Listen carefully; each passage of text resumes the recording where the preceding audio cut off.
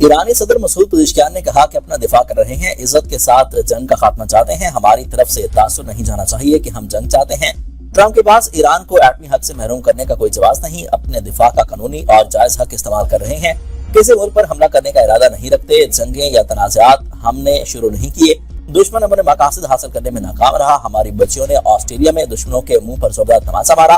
2 بچیاں دشمن کے فریب میں آ گئیں، وہ بھی جلد واپس آئیں گی، ہمارے دروازے ان بچوں کے لیے ہمیشہ کھلے رہیں گے۔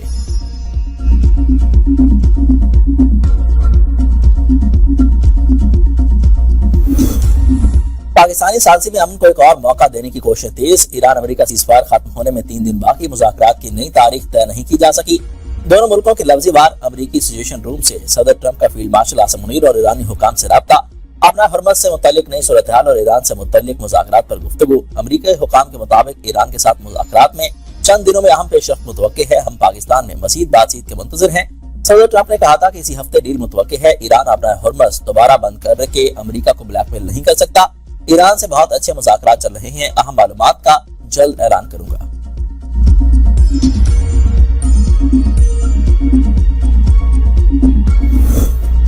امریکہ سے مذاکرات میں پیش رفت ہوئی لیکن ابھی بھی بہت فاصلہ ہے، ایرانی پارلیمنٹ کے اسپیکر باقر کالباف کہتے ہیں کہ امریکی ناکہ بندی کا اعلان بھولا اور جاہلانہ فیصلہ ہے، دوسرے ممالک آبنائے حرمت سے گزر سکتے ہیں تو ہم کیوں نہیں،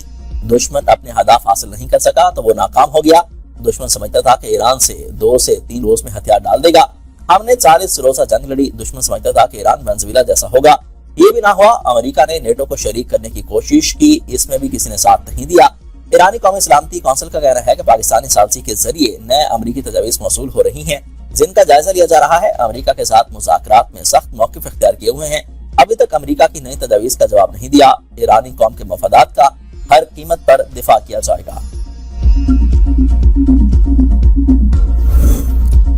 مشترکہ فریم ورک کے بعد مذاکرات کی تاریخ دی جا سکتی ہے، ایران کے نائب وزیر خارجہ سعید خطیب نے کہا کہ مذاکرات میں کافی پیش رفت ہوئی تھی مگر امریکہ نے پھر حد سے زیادہ مطالبات رکھ دیے اور یہی بات سمجھوتہ نہ کرنے کا سبب بنی، ایران صرف اسی بات پر متفق ہوگا کہ عالمی قوانین کے تحت تمام حقوق ایران کو حاصل رہیں، دنیا کے لیے ایک اور ایران کے لیے دوسرے عالمی قوانین نہیں چل سکتے۔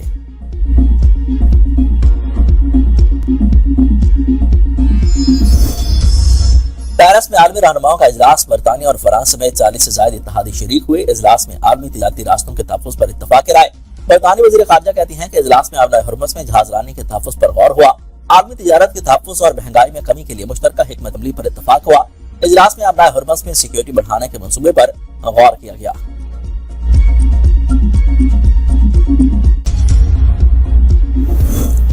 آبنائے حرمت سے متعلق ٹرمپ کے بیانات کی کوئی حیثیت نہیں، بحری جہاز ہمارے اعلانات پر عمل کرے، پاسداران انقلاب کی بحریہ کا خلیج میں لنگر انداز جہازوں کو حرکت نہ کرنے کا حکم، کہا کہ آبنائے حرمت کے قریب آنے کو دشمن کے ساتھ تعاون سمجھا جائے گا، ایرانی بندرگاہوں کی امریکی ناکہ بندی پر ایران نے گزشتہ روز آبنائے حرمت کو دوبارہ بند کر دیا تھا۔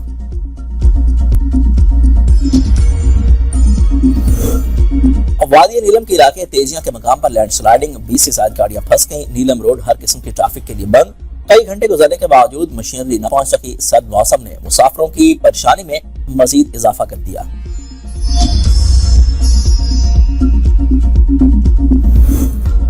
مری میں 3 نئے ہاسپٹلٹی زون قائم کرنے کی منظوری، نجی شعبے کے اشتراک سے 5 اسٹار معیار کے ہوٹل بنائے جائیں گے، نواز شریف اور وزیر اعلیٰ پنجاب مریم نواز کی زیر صدارت خصوصی اجلاس میں فیصلہ، مری کے علاقے کوٹلی ستیا میں سکائی گلاس برج پروجیکٹ کی منظوری، مری میں لینڈ سلائیڈنگ کے سدباب کے لیے عالمی ماہرین کی خدمات حاصل کی جائیں گی، مری بحاری پروجیکٹ کے لیے ماہرین کی ٹیم تشکیل دینے کا فیصلہ، تجاوزات کی زد میں آ کر گرائے جانے والی عمارتوں کا ملبہ فوری طور پر ہٹانے کی ہدایت، مری کی قابل رسائی روڈ اور دیگر سڑکوں کی 10 فٹ تک توسیع کی جائے گی، 1 ماہ تک مری گلاس ٹرین پروجیکٹ کے تعمیراتی امور کے آغاز کا ہدف مقرر۔